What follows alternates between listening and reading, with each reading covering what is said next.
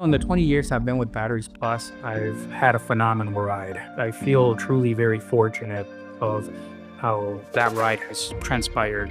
My name is Ricky Barra. I'm a franchise owner of Batteries Plus Bulbs. I've got 2 stores in Miami, Florida.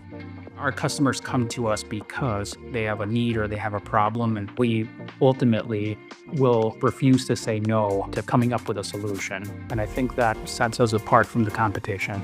Some of our biggest customers, for example, the hotel industry, don't just buy light bulbs and batteries from us. I mean, they buy chandelier pieces, they buy things, way out of left field where they're like, we have no idea how to come up with a solution, and they just send it to us and we take care of that. So the way we like to reduce risks when it comes to any customer is we like to learn about their business first. If you truly understand the business model of your customer, you're able to reduce a lot of risk because you're able to provide the actual solution firsthand.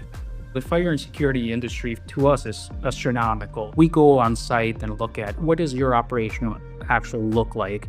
And once we understand what it is that they do and who their customers are and how their business works, we're always able to provide a much better solution, not only from a cost perspective, but just a general operational standpoint.